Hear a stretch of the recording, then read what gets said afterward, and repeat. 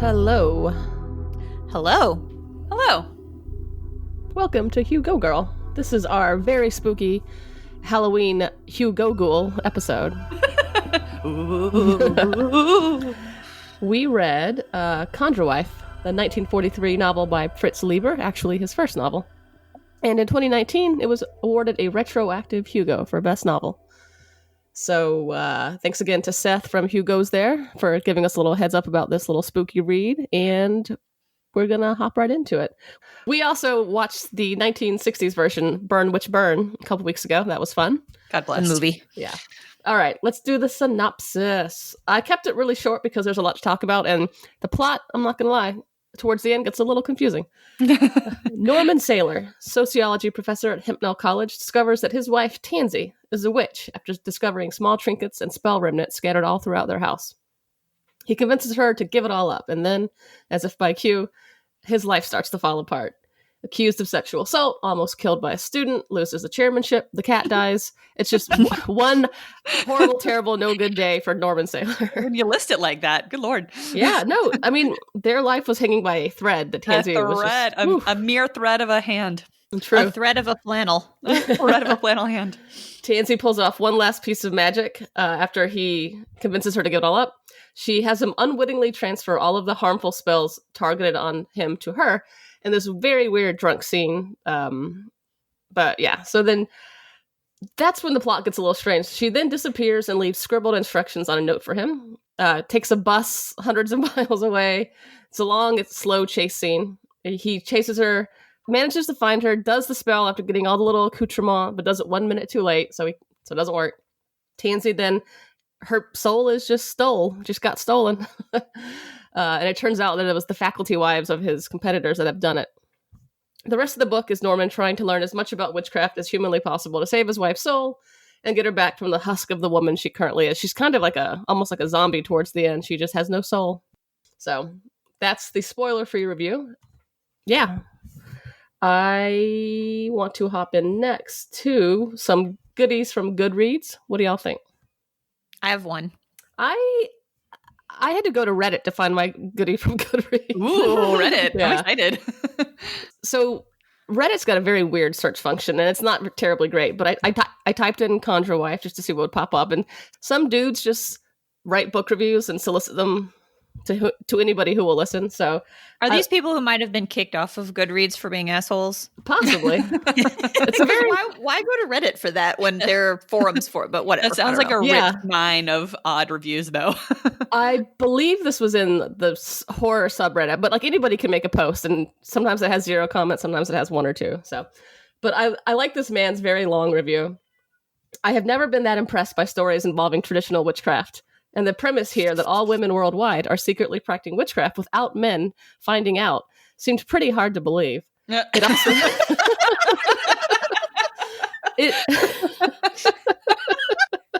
This witch book is unrealistic. Like, literally nothing sounds easier than to hide a bunch of witchcraft from men.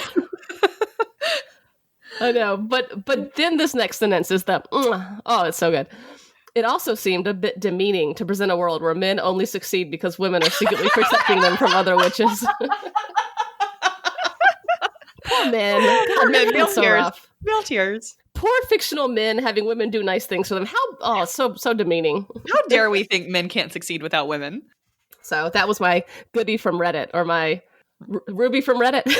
There you go. Yeah, so what do y'all got? I have a 1-star review from Goodreads, and it's by James Hold. And James says, everything could have been avoided if the hero weren't such a dickhead. And that's the whole review. And it's funny because, I mean, I agree with James, but I wouldn't give it a 1-star review. It's like, it's correct, but I have no idea why James doesn't like the book. That's literally all that he said. Yeah, that's the entirety of the review. And it's funny because, but if he wasn't such a dickhead, there wouldn't be a book either. But I guess that I do complain about that a lot. I'm like, did this have to happen? And you guys are like, well, yes, because if it didn't, we wouldn't have a book. So that's true. It's like, did they have to leave Kevin home alone? I liked this 1-star review from Amazon. There's only one 1-star review on Amazon. and it's from this fella named Brian Upfield, and the title of his review is Unmagical. And the review is just terrible. Like Bewitched, but worse. But worse. I love Bewitched.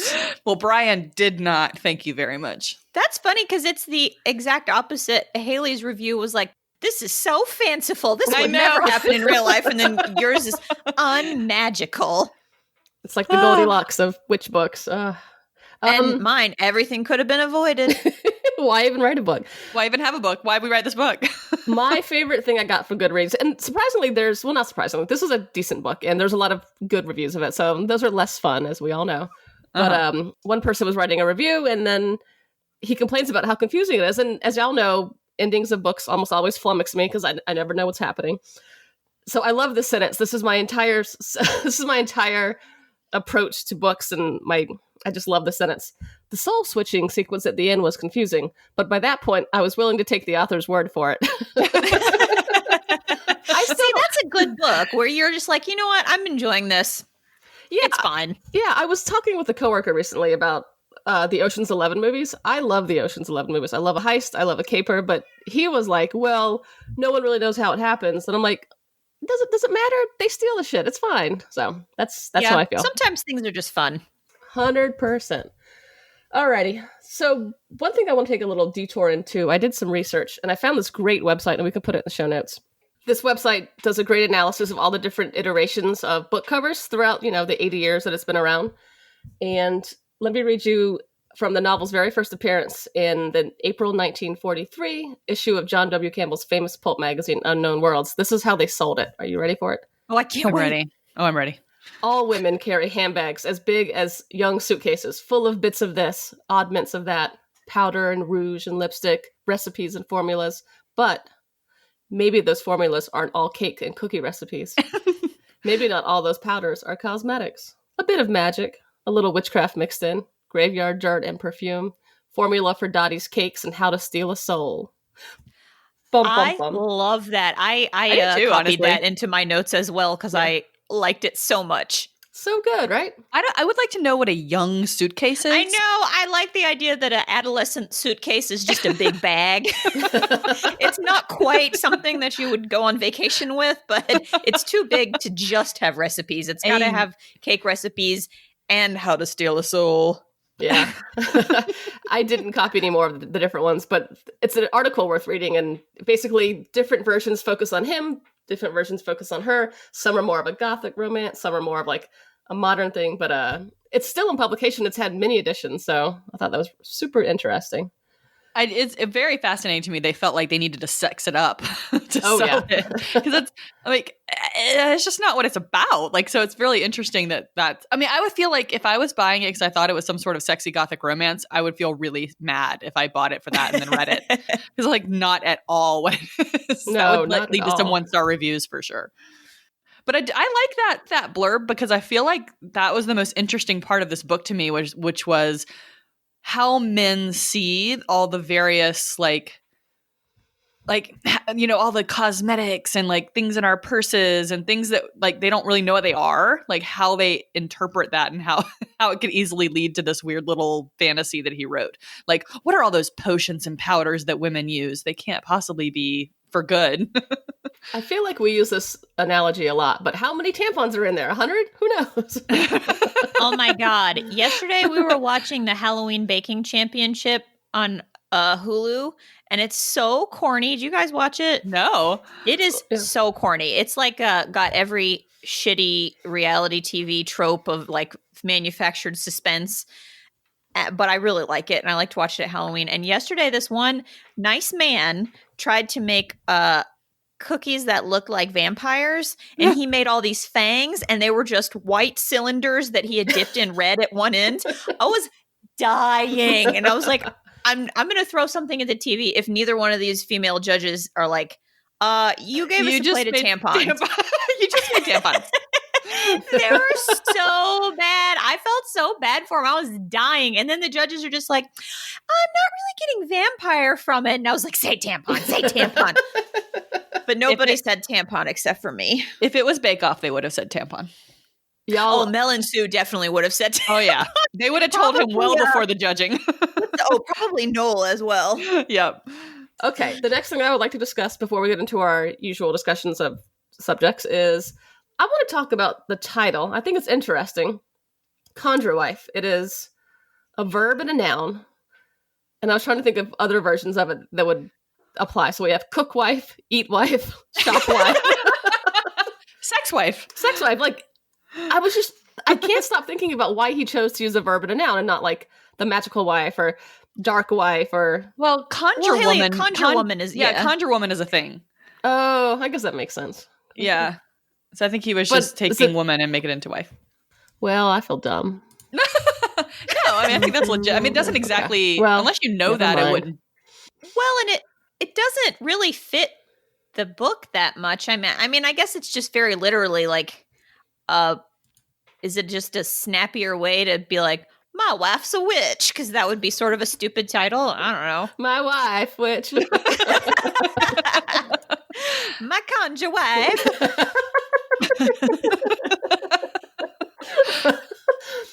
Like a wizard sleeve. Oh no. Oh no. That's true. It's true. I did it. Okay. Let us move on to... Do you want to do... So... As Lori said when she started reading this a few weeks ago, this whole book is one misogynist moment. It really is. But I think the God part bless. I found myself taking, so I highlight, because I, unlike y'all, read on my phone almost exclusively at this point. And so I was going through my notes that I highlighted, and I made a point to highlight whatever he described a woman, whether good or bad. Yes, girl. I actually read this one on the Kindle, so I have some good highlights Yeah, too. so I've created a laundry list of terms he uses to describe women throughout various points. And to be fair, some of them are the bad guys. So here is how Fritz Leiber talks about women. This is my top 7 or 8. Beefy. Why is that word so funny? I don't know. I guess because, beefy, you think of like a big man, a big tough guy. I don't know. But like a beefy woman, yeah, it's always an insult. Yeah, you know that Norman hates the woman who he described as beefy. Okay. Dumb bunny. Third, we have small socketed eyes, like it's Coraline's mom. Angular face. This one is a paraphrase, but thin, but only because old, not because hot. 4 or 5. A real mountain of a woman. Oh my God. Bless. And the last one is another paraphrase. Hates being a woman. So. Oh no. Yeah. I guess I read it a couple weeks ago, so I don't remember all this stuff. I was like, I can't remember anything about this book. So this is kind of fun. I'm getting to hear all this like it's for the first time. Yeah, I kind of flew through it the first time, and then I went back because I was like, what happened the last 100 pages? But I think how I can really sum this up is he really otherizes women to the point of grotesqueness a lot. And it's interesting, more than in the usual way that we see, with men talking about women in weird ways. A mountain of a woman. Beefy. Something that I wonder, I've been saying to Kevin a lot as I've been increasingly willing to watch horror movies with him. I feel like the ultimate moral of every horror story is that the men should have just believed the women. To go back to what James said on Goodreads, everything could have been avoided if the hero weren't such a dickhead. It's like every horror movie, a woman is like, I don't know about this guy. And some man is like, no, he's fine. And then that guy murders everybody. Or I don't think we should go in there. It doesn't look safe. And then like the floor collapses and everyone dies. And it seems like a thing that happens over and over again. So it's interesting to me in this book that it is one continuous misogynist moment, and there is so much othering and so much like consideration of why every woman he comes across who isn't Tansy is like not worthy. But then ultimately, like, I think we know that she was right and he was wrong. Yeah. And I don't know what to do with that. Yeah. Yes. Like there's this weird current running through this that Norman is messing it up. Like, and it's clear that Norman is messing it up. So while this is exactly what you said, I guess. I mean, I'm just reiterating what you said, I suppose. But like, women are not described well by Norman, but in the end, Norman is the bumbling fool, not the women. Yeah, I guess that's one way to look at it. I kept taking affront at the fact that so he thinks that this witchcraft is a childish passing fancy, but obviously it's not. It goes into the history that women have been doing this forever. My favorite part, I think, is when he tries to logic witchcraft. Like he goes to a famous mathematician to like create a theorem or like an algorithm to solve witchcraft, and I was like, what? I was fascinated by that But because that's like the most heavy-handed metaphor. I love it. It's like this implication that this thing women are doing can't be perfect unless a man gets in there and puts logic on it. It's just he's like colonizing it, right? Yeah, he's giving it legitimacy in his own mind by applying it to a framework that he can understand and believe in. Yes, and this idea that women are just purely irrational beings runs through this whole book very thickly, which any woman will recognize from 10 yards away, Yeah. And he says things like, would he try, in a similar situation, would he have dared try reasoned argument on any other woman and things like that? Like, it drove me nuts. I left a note. I actually wrote it down because I was so excited. When he's coming back on the train with Tansy, she's teaching him, dead-eyed Tansy, the one with no soul, is telling him about witchcraft, and then he's repeating it back to her, but splicing in his knowledge of, primitive cultures from throughout the world and voodoo and things he studied. But my note is, he's mansplaining witches to her. I had that same note, Haley. He is literally mansplaining magic to an actual witch, and he can't. It drove me nuts that like there was no way he could have had this reasoned argument with her about witchcraft until he literally took all of her personality and soul and herself away. Ooh, like he had to create this perfect logical machine before he would talk to her in a reasoned way about what she was doing. Like basically make her not a woman before he could talk to her. Yeah. Well, and he, in explaining it and his perspective that all these primitive cultures that I know so much about, and I use primitive in quotation marks, it's Norman viewing these cultures as primitive. Yes. It's their traditions that Tansy has learned and co-opted and applied so that he has success as a white man in the Western world. Mm-hmm. Mm-hmm. So there's just layers on layers of hypocrisy in this character. And it's so hard for me to know if Fritz Leiber knew he was doing this, because that's like, I mean, I almost feel like he had to know he was doing it because there's so much nuance going on. But also, can you write 200 pages of so much misogyny and not mean some of it? I don't know. Yeah. I was really struggling with this book because some of it is hard to read, the things that Norman thinks about women. But then also, ultimately, like, Norman's not the hero of the story.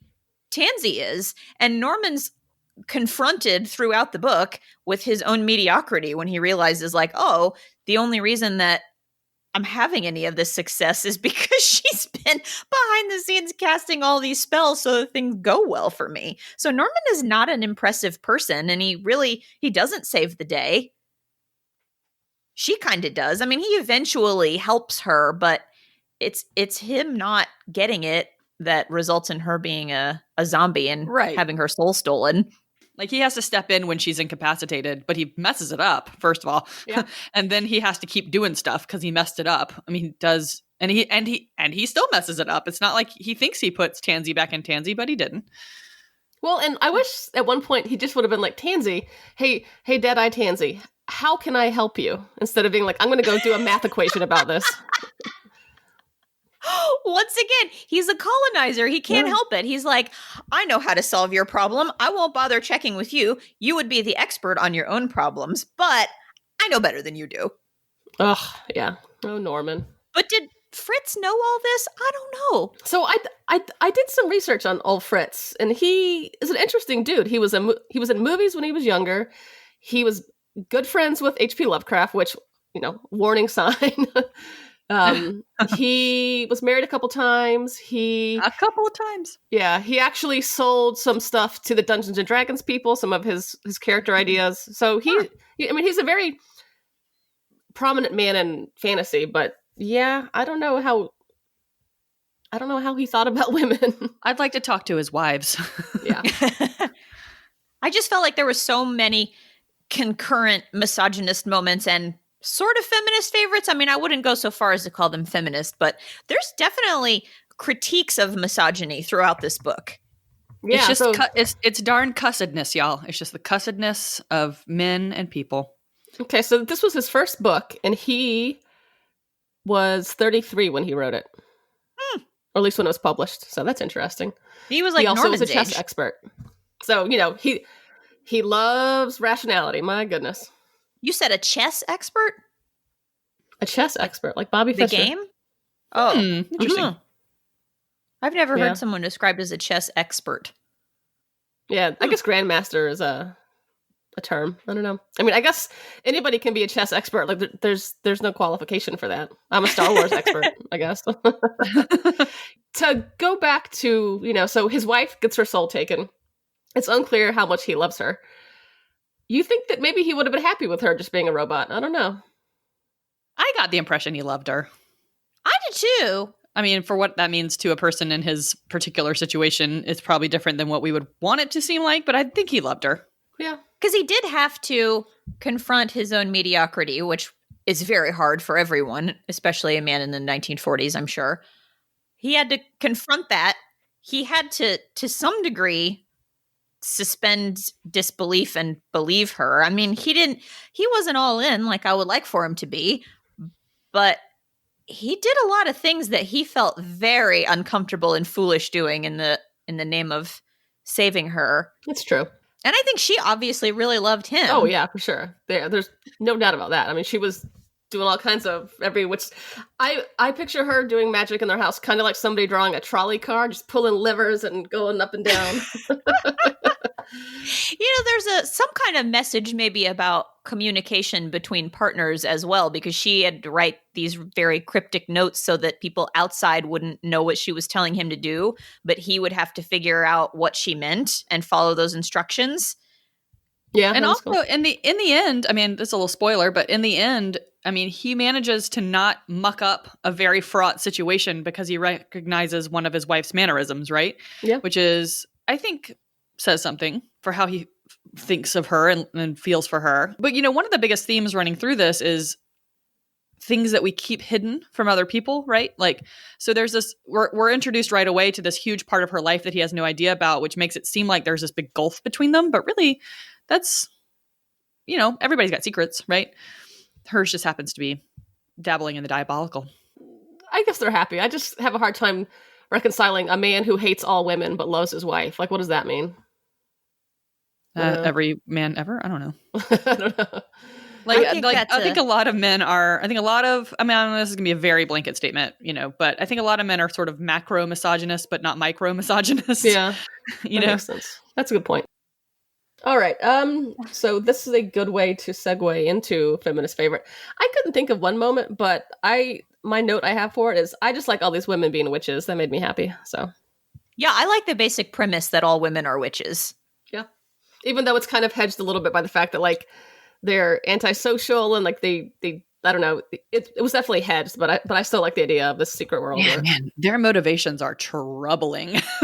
Well, I guess maybe to backtrack into Misogynist Moment. So at the end of it, Flora Carr is the actual bad guy in this, and she's only doing it because she wants to be young again and have sex with Norman, which is kind of a crappy motivation for a female character. Yeah, and like Tansy's only doing it to help her husband, and Evelyn is only doing it because she wants social power, and it's just. Well, but think about it this way, though. They didn't have opportunities at that point in time. Yeah, that's true. So that's true. If you were a very smart, capable woman, in many ways, the biggest opportunity open to you was to support your husband and his success. And actually reading this, I kept thinking about Dick Cheney's wife, Lynn Cheney. I heard I think it was a podcast about her specifically and how she was really brilliant and very ambitious and very motivated. And she sought out a husband who she could put into the positions that she wanted to be in, but wouldn't probably be available to her as a woman. And it took her a while. I think Dick Cheney proposed to her a handful of times before she was finally like, all right, I guess you're going to be it.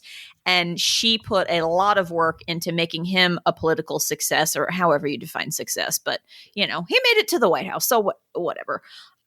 And I kept thinking about her in context of these women, and their path to success really is, where can I get my husband? Because I'm not going to get a job as a professor at a college, or probably not, right? I'm sure that those positions are few and far between.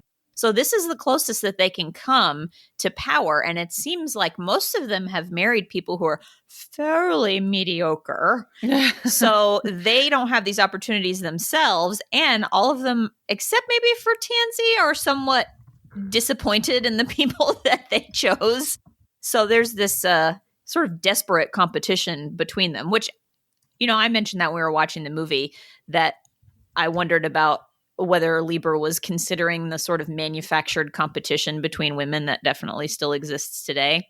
I don't know. I don't know what Lieber's doing. I got no idea. It's so hard to tell whether he just happened to stumble upon that very real truth about women in power, or if he wrote it purposefully. You know what I mean? And at one point they do say that, I think it was Evelyn, they were talking about that she should have been the lord of some feudal manor, like she should have had power in her own right. But in society, she wouldn't be able to do that. And then they were talking about Hilda, and I got the very real impression that they were describing sort of lesbian tendencies in her, and that in society they would never be accepted. So she kind of went about it in this sort of witchcrafty way. I don't know if he did that on purpose, or if it's just he just happened to hit on something real. Well, but then he says this. Women might be able to rule the world openly, but they do not want the work or responsibility. So it's like, okay. Yeah, that might be my misogynist moment. Yeah. So, well, I guess was it Tansy telling us that? I think maybe it was Tansy. No, it was Norman. It was a Norman thought. It was Norman. Yeah. Did you know that the herb tansy is something that women used to use in medieval times to promote miscarriages and all kinds of stuff? Yes. That was cool. I looked up that name, and I looked up that guy had such a crazy name, like Lycanthum. Was that his name? City. Yeah, it's a city. It was such an odd name. I wanted it to be something, but it wasn't. No, it sounds like an old timey ore mineral, but no, it's just like a city in Ohio or something, right?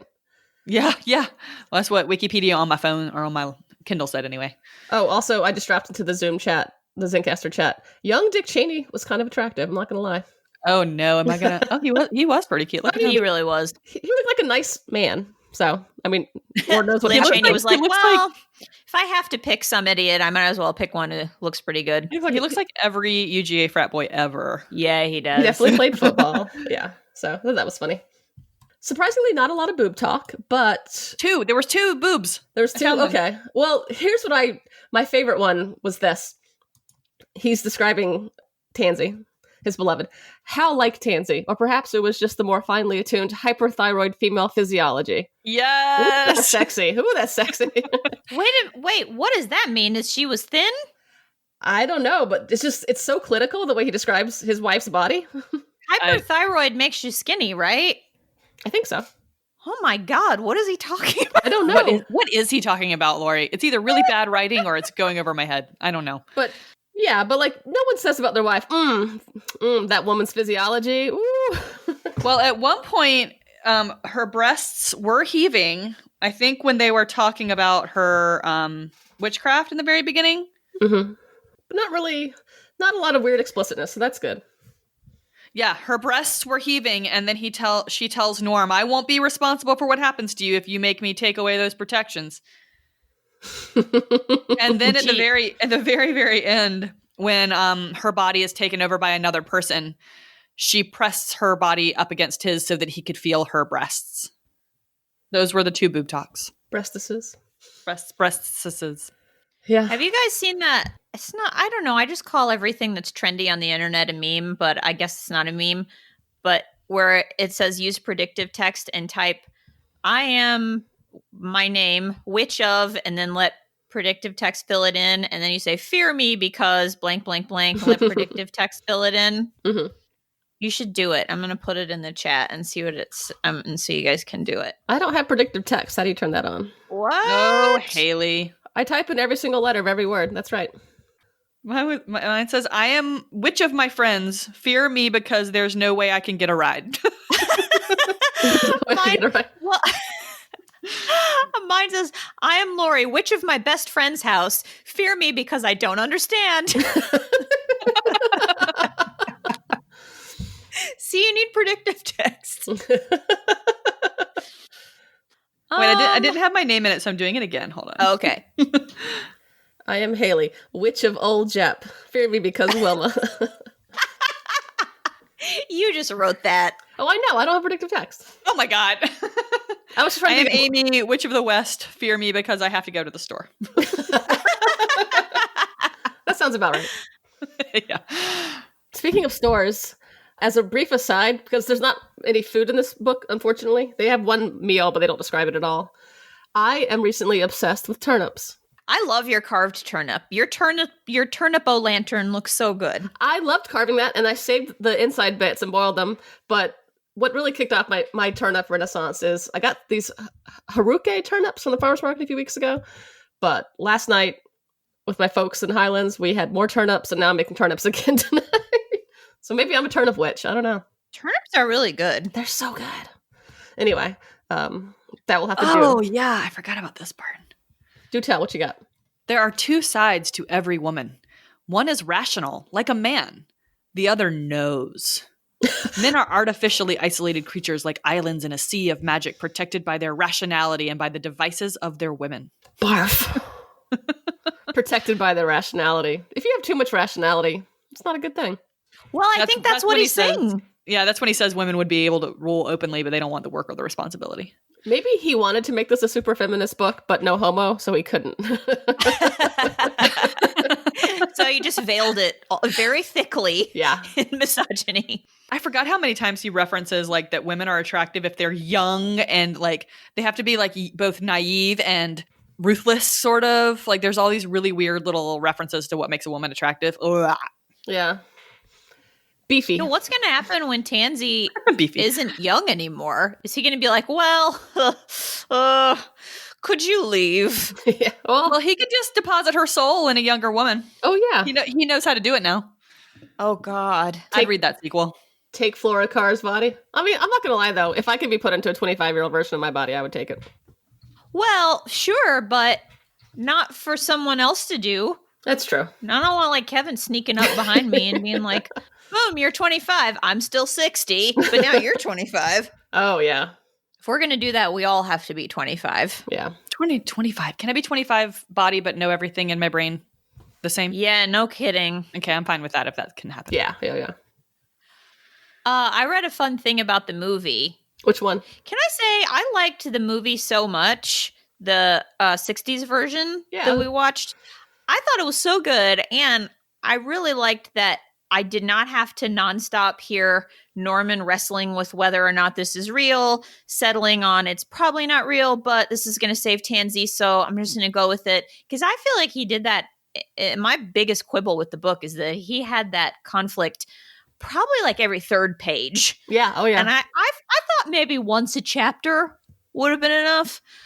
So I really liked the movie and that we didn't have to ride around in his head.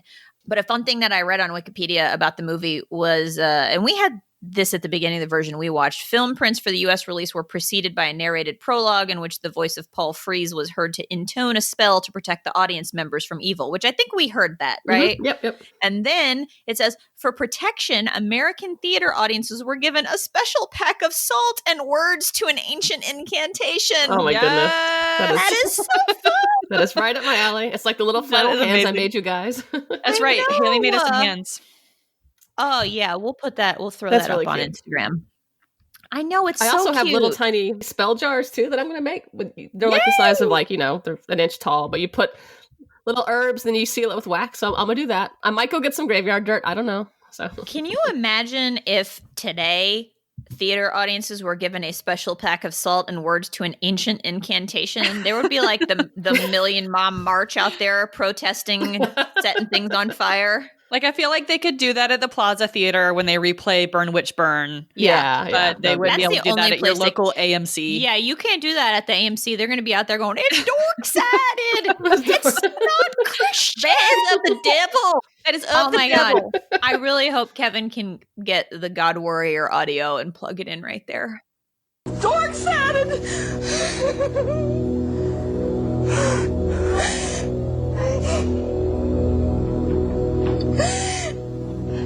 Not of God. It's not Christians. She's not a Christian.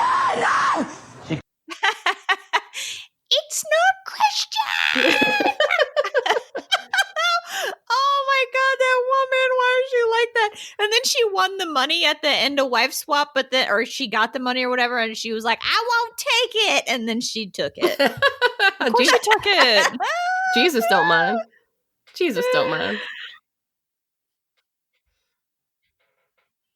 All right. I was driving back today from North Carolina, and I was trying to think, y'all, I don't know if this is Star Wars or Lord of the Rings. I don't think it's either. Oh, yeah, I don't know either, yeah. This is going in the Canticle for Leibowitz box. I would say Lord of the Rings because there's magic. Yeah, so here's my thing. Why is this a sci-fi book? This is a horror novel. Because it's fantasy. Sci-fi? Fantasy, yeah. Because it won a Hugo, so sci-fi fantasy. So Hugo is speculative fiction. I looked into that at one point because I was like, what are these books? Maybe it was like American Gods or something. I was like, what are we doing here? And it's technically speculative fiction, which could even, I remember why I looked, the Yiddish Policemen's Union. I was like, well, that's just alternate history. I didn't understand why that could win a Hugo. Yeah. Because it's not like magical or anything that I recall. And so I read a little more about the Hugos, and it's just speculative fiction. So you could like, I think that's really a back door into any book because every novel speculates about something. Like what if a baseball player played baseball? Like that's speculative fiction. I know. I mean, almost like the Calculating Stars is really like it's alternate history. I mean, we get lots of space in it, but it's not like crazy. It's not like Star Trek where we've got like transporters. They're actually building spaceships so that they can get off of Earth and go to the moon and go to Mars and save humanity. So it's not, and everything that I read, I believe that Mary Robinette has gotten all the science correct and knows how to get us to Mars. I'd follow her into space any day. Mm-hmm. I'm listening to the third book in that series right now, The Relentless Moon. And I've told you guys she's such a good narrator. And it is told from the point of view of Nicole Worgan, the woman who's married to the governor. He's I think he's a senator in the first book, and now he's the governor of Kansas. And it is so good. I really like it. Yeah, I need to pick him up. I am reading a book called The Ninth Gideon. I think that's what it's called. I bought it because it was nominated for a Hugo for Best Novel, and the sell line is lesbian, necromancers, and space. So I was like, yes. All right, so I'm going to read that. I have one thing that I want to do for Halloween, because this is our Halloween episode. I've done this with food before, but I'm going to do it with horror movies. So put your thinking caps on. Okay. You can show aliens, nice aliens, come on October 31st to orbit. You get to show them one scary movie. What do you show them? I will show them The Conjuring. I think it is a perfect haunted house movie. My favorite genre I'm of horror movie. Good at scary movies, but I just saw Host, that scary movie that is like a Zoom call that gets haunted, and I thought it was really good, and it was 56 minutes long. Nice. Perfect. I think I would show Nightmare on Elm Street. I like that. Because it was the first scary movie I ever saw, and it messed me up for a real long time. And it's also very much of its moment. So I think I would go with that. If I had to show a not scary one, but a funny one, I would show them the Elvira movie, because they would also learn to love puns. Oh, God, it's so good. Amy, you still haven't seen it, have you? No, I did. I watched it. Oh, you did? I did. I watched it. Oh, my God. And she says, I watched it. Oh, no, it was delightful. I loved every second of it. Oh, yeah. I like it especially when she tries to cook. Oh, cock-a-doodle. Yep. Oh, I told you. Amy, I don't know if I've told you this, that you just watched it, but I saw that movie. When did it come out? Like 1990 or something? Like 89 or something, yeah. And I saw it when I was like younger than 10. And, what's her name? Chastity something? Chastity Pariah. They're at the like church picnic where Elvira's put a sexy spell on the food. Yeah. Maybe by accident, I can't remember. And Chastity Pariah runs into the frame and goes, "Boy, am I a horn dog." And I ran around saying that like it was my fucking job. And I was like 8 years old, running around going, "Boy, am I a horn dog." Oh man, if that's not the outro music of this episode, I'm divorcing Kevin. Oh man, So good. I mean, of course I didn't know what it meant. I just thought it was so funny. And I think she was like holding something, so she took a big bite after she said it. And I just thought it was very funny. Isn't it funny how you're a kid and you know something's funny and you don't know why? Yeah.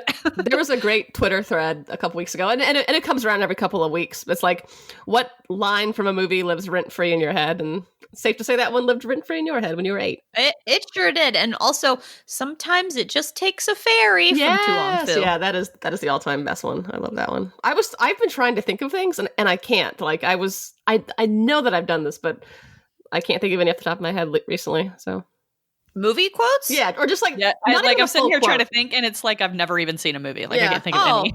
More legs in a bucket of chicken, also from Tuong-Fu. You say that a lot, Haley. Yeah, I do like that one. Well, because it's not necessarily a quote, which is like a full thought. It's just like, it can be one word, or it could be 6 words, just random offsides or whatever, so... But it's fun to read other people's things, and a common denominator for a lot of people was a lot of Brad Pitt quotes are really quotable, apparently, so... Really? Mm-hmm. Surprising. Have I ever seen a movie with him in it? I don't know. Yeah, I can't think of any of those either, but yep. So, okay, not Star Wars, not Lord of the Rings. It's Lord of the Rings. I'm dying on that hill. I have an argument in favor of Star Wars, though. Okay. This book is similar to The Courtship of Princess Leia, because Tansy is a good Force witch, and the other women are the Night Sisters. I actually thought about that, too, so I agree with you on that point. Okay, all right. Lord of the Rings has magic too, though. Well, I was thinking that maybe it's Lord of the Rings because there's more women in Lord of the Rings than Star Wars. So there aren't a ton of women in Lord of the Rings, but there's that one witch. Like 3. There's that. Well, like in the original trilogy Star Wars, there's just one, like literally one. So there's so few women in Lord of the Rings that it's like a big deal when Éowyn fights the Nazgul, and then she's like, "I am no man." Like it's it's like a moment that one of the characters isn't a man in Lord of the Rings. Okay, then never mind. Y'all know I don't know shit about Lord of the Rings. She shakes out her long hair too. She's like, "Look, bitch, long hair don't care. You're dead." That's cute. It's like when you're a teenage girl and you read that or watch the moment in the movie, it does feel very meaningful. Oh, well, that's good. Because you just spent like 8,000 pages with a bunch of dudes. Mm-hmm. Sausage party. Yeah, it's almost like, now I'm sort of mad about it. Was it just like Tolkien throwing us a bone? He's like, here, women, buy this book. Well, Tolkien lived in a very male world, so it makes sense a little bit, I think. Was he? And he wrote it in like the 30s. So was he in the Brothers of the Ignatius Leibowitz? He was. I mean, he was in a club with C.S. Lewis and like some other dude. Oh, I know what you're talking about. The He-Man Woman Haters Club. I think they just called themselves the Inklings, but are you serious? Yeah, it's your bookstore name. I know, that's where it came from. From a He-Man Woman Haters Club? I don't really think they were a women haters club, but they just didn't know any women. They just didn't know. I mean, Oxford didn't have a whole lot of women back then, so. Huh. I don't know nothing about these men, so. You know what I did want to say? It's funny you mentioned Norman going back and forth in his mind the entire book about whether witchcraft was real, Mm-hmm. And in the end, he actually performs witchcraft. And then at the very end, Tansy asks him, so do you believe? And he's like, I don't know. It's like, Jesus Christ, Norman. Come on. Yeah, there's a whole paragraph that's like a guy who doesn't believe in witchcraft and a wife that kind of does and 3 that do, maybe pretends to. It's very ambivalent in that sense. Well, he's like, I don't know, but you just go ahead and start doing it again, though, because I'm tired of getting complaints at work. Mm-hmm. I know. Like, what happens now? I think she should just be allowed to do her witchcraft. Well, like, I wonder if those ladies are still going to keep trying to do stuff or if that ship has sailed now because Norman's onto them. Yeah, because nobody's dead. That's right. They all just keep on going. Mm-hmm. That's a good question. Yeah, what does happen next? Maybe they'll just go to a different school. Mm-hmm. We'll just move. My hunch is he's like, why don't you start doing that witchcraft again, hun? And then she protects them forever and everybody's fine. Yeah, but I feel like they got to move. I can't be asked to play bridge with 3 people who stole my soul. Right? Like, they can't have their bridge games anymore. It's not like I guess he could still hang out with the dudes, but it's not like she's going to be playing nice with Hilda, Flora, and Evelyn anymore. Yeah, it's like, when their conflict was all behind the scenes, they could play nice. But once you've tried to murder people and stolen their souls and stuff like that, too much has happened. We can't come back from it. Yeah. You can't unring that bell. If you guys tried to steal my soul tomorrow, I don't know that we would keep hanging out. Yeah, I'm okay with that. I understand. I think that's a line. That's a friendship line. Why do you think I gave you all those hands? Oh my God, did you actually give us cursed hands? I gave you cursed hands? No. I went to Joanne and got red flannel and then told the lady that I was making flannel hands. She was like, well, you need about 6 inches. She was very Amelia Bedelia about it. It was cute. So, will you talk about what a hand is? Because we talked about this like offline, that I was actually imagining like little sewn puffy fabric hands. Yeah, so flannel hands it's a tradition in voodoo and or hoodoo. The two are distinct. I'm not quite sure all the details to which one is which, but they're little tiny flannel bags that you would put things in to make a charm, basically. And there's all kinds of recipes. Even if you go to into Google image search and do flannel magic bag, all kinds of stuff comes up. You can recipes. Yeah, recipes kind of. So like just like you keep them in your young suitcase. In your young suitcase. Yeah. And it's like, you put some lavender for good sleep. You put some eggshells for prosperity. Like there's all kinds of just traditional voodoo/hoodoo things. Flannel hands. Let me see if I can find one real quick. Now describe the hands you made for us. Well, so I thought, one, I don't know how to sew good enough to make little tiny sacks with drawstrings. So I decided to make actual hands, and I traced a little tiny hand and then cut out little 5-fingered hands, and they were really cute. Now one lives permanently cupping one of my decorative gourds. Oh, I love a little tiny gift based on a book or an experience. So I love it too. So next time, this will be released around Halloween, and then for our November episode, we're actually releasing the joint episode we did with Hugo's there, right? Yep. Yes, which we covered. We discussed. I shouldn't say covered. We are journalists. We discussed "To Your Scattered Bodies Go" by Philip Jose Farmer, which was the 1972 Hugo winner for Best Novel. It was fun. It was a lively discussion. It was a good time. That is a fun book. It's fun to go back and listen to episodes like from 6 months or a year ago, because I'm like, what did I say? And I don't remember saying these things. It's amazing. So, and then after that, we're gonna cover all 3 of the N.K. Jemisin series. Broken Earth trilogy. Broken Earth trilogy. Thank you. Which should be fun. I have started rereading the first one, the 5th season, and I remembered it as being good but kind of slow, but I put my phone in another room and sat down and actually just read for a while yesterday, and it is so good. Oh, good. I don't agree with last year me that it was kind of slow. It's slow when you look at your phone like every second page, but if you don't do that, it actually moves pretty quickly. I'm afraid that's the story of me reading Conjure Wife. Yeah. Oh, looking at your phone every second page? Oh my God, I could not. Oh, really? I couldn't concentrate. I don't know what was going on. Did you like it? We didn't say did you like the book. Did you like the book? I'm not sure that I did, to be honest. I definitely did. I thought it was okay. I thought the end was a little rushed and strange, and way too much time was spent in Norman's brain. Like, I just didn't like the pacing, I think, more than anything else. I liked the story idea, and it was a lot of it, like, he has good turns of phrase, and I like the way he writes sometimes, but I just didn't like the pacing, I think, more than anything else. I got bored with his very slow car chase and that bus chase that was so long. This again, and I mentioned this at the beginning of the episode. What do authors do like at the end of books? They just fly through. Like, we got to end this somehow. Like, I find that happens. I feel like I'm developing a tolerance for that. Mm-hmm. I'm just like, well, it was a mess, like a lot of books. I just take his word for it. It was fine. That's why I love that quote so much. It was so funny. I just took his word for it. I think my favorite part of this book is when they're at the hotel and Tansy has no soul, and she's like, call the hotel maid to come and clean my clothes. And Norman's like, no one's doing that at 3 a.m. And she was like, call her, she'll understand. And like, as soon as the girl sees her, she's like, oh no, miss, you're dead. And then she's like, well, me spells didn't work so well always. What? Imagine her. This person in New England was talking like so.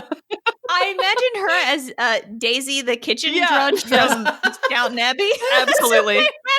Yep. I actually underlined. I had never seen this spelled out. It was like dialect. It was Y''AST. Yes, for it.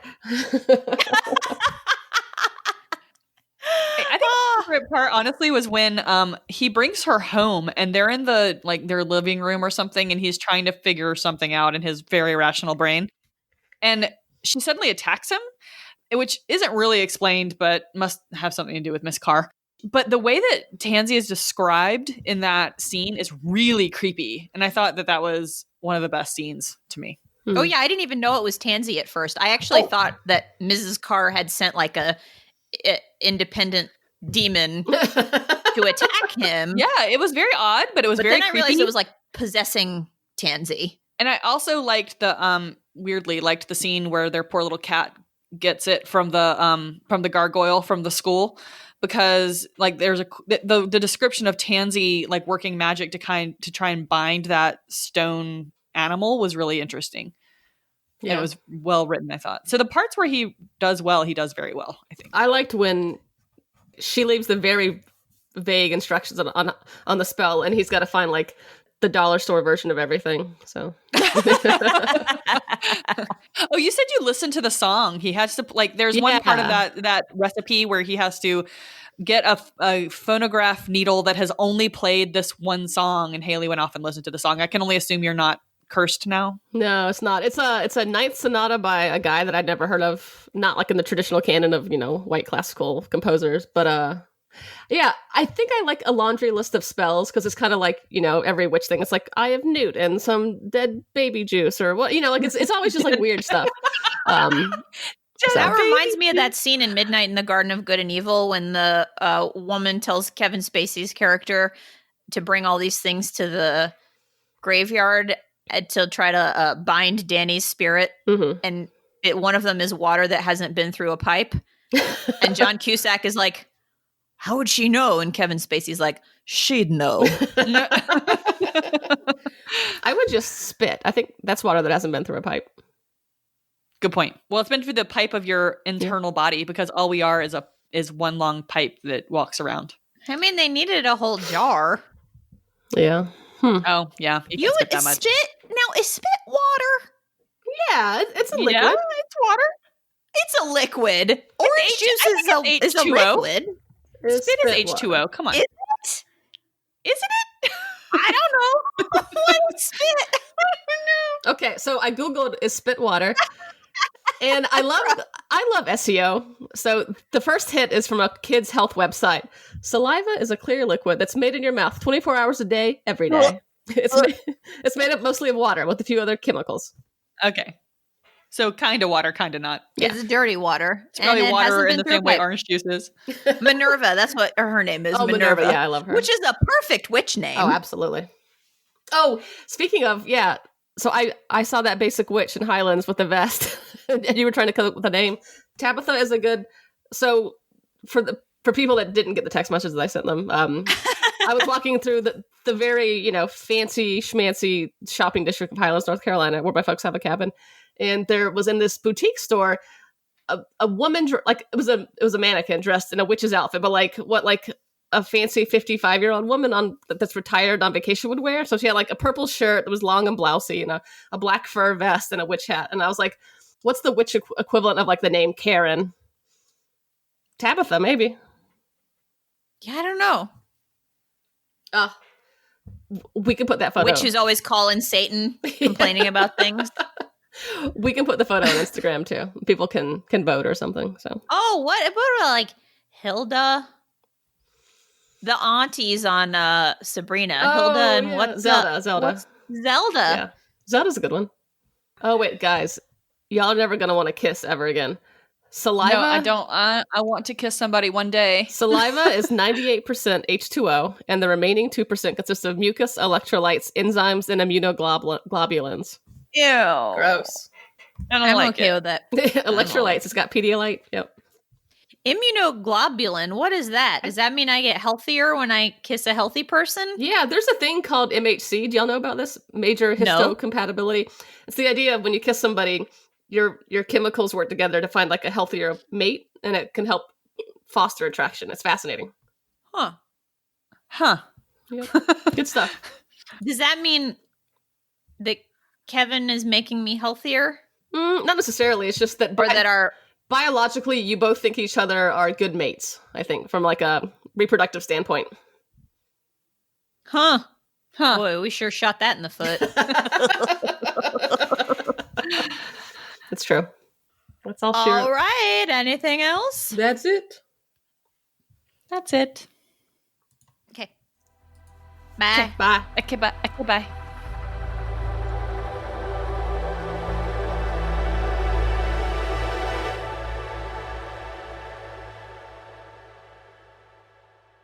Oh boy. Am I a horn dog?